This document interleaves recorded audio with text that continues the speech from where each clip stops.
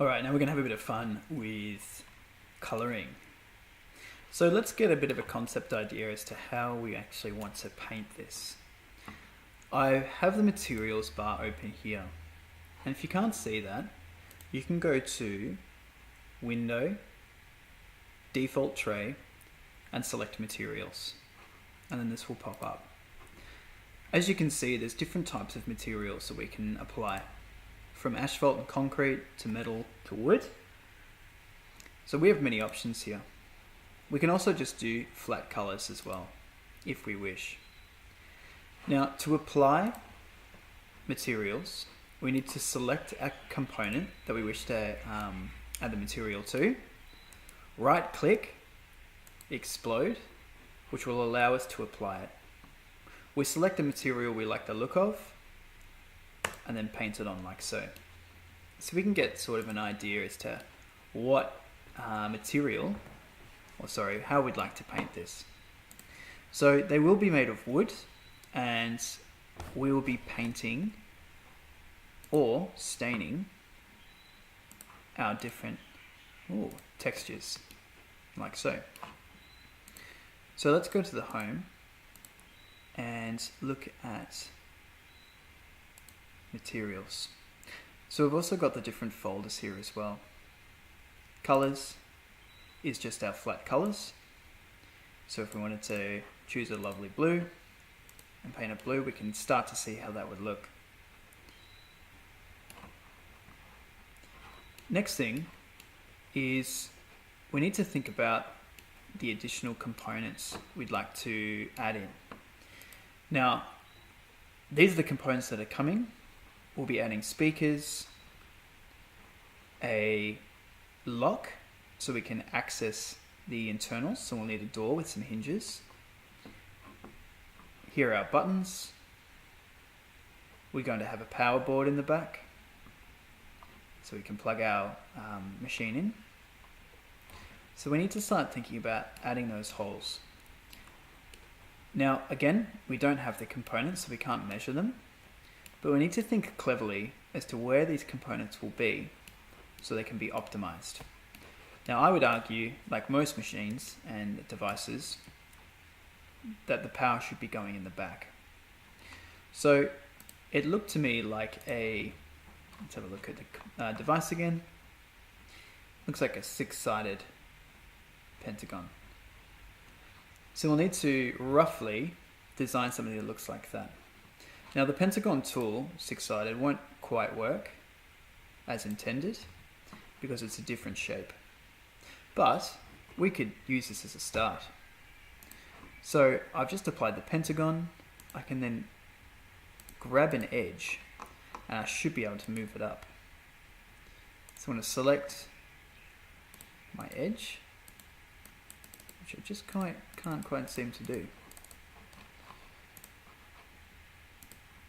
I should be able to just grab that and push it up. However, no such luck. So we're going to have to do it by hand.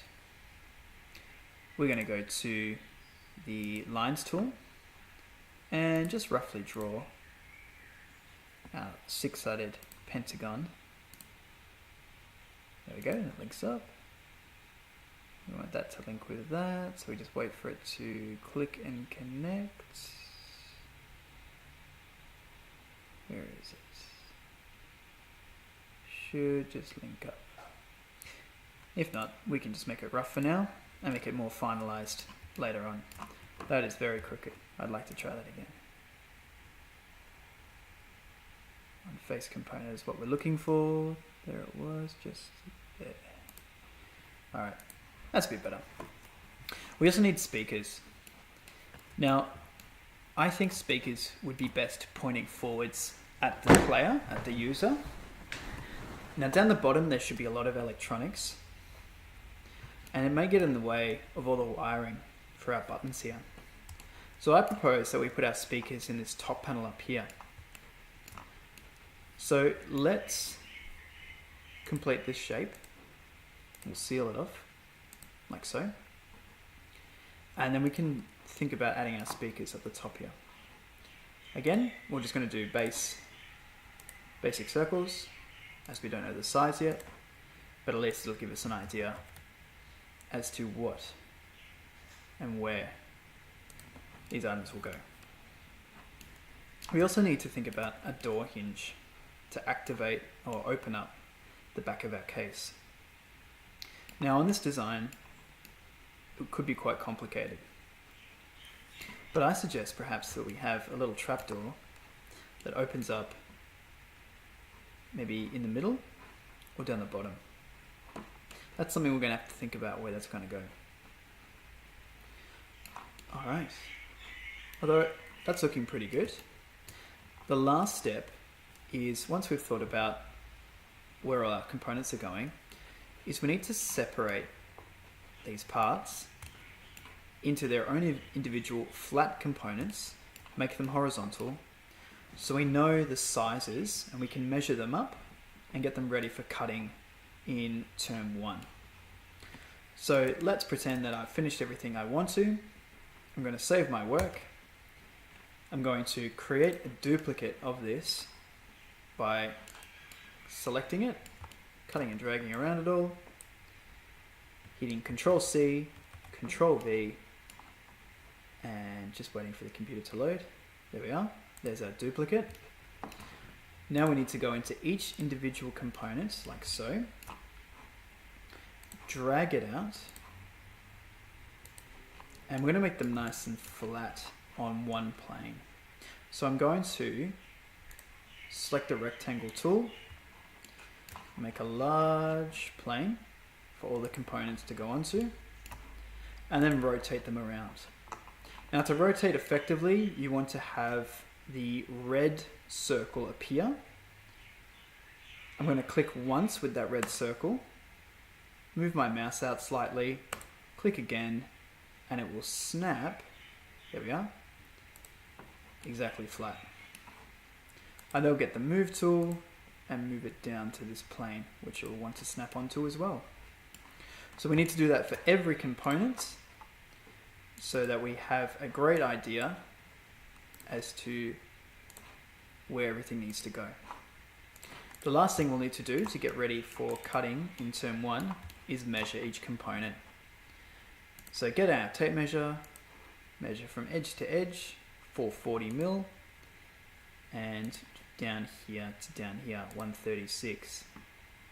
I want to label that, so I'm going to go to the text label tool just next to the tape measure and write 440, and then here, I've just forgotten, so I'll recheck that. Measure to measure, 136. 136 millimeters, and it will be a uniform width, the timber that we get, but I'm just going to double check that now. 12mm timber, great. So we'll have a uniform 12mm. So we need to do this with every component, have them all laid out flat, all measured, and that will make cutting very easy. Not to forget to make a duplicate of this panel here. And that should get us well head started for our construction of our arcade machine.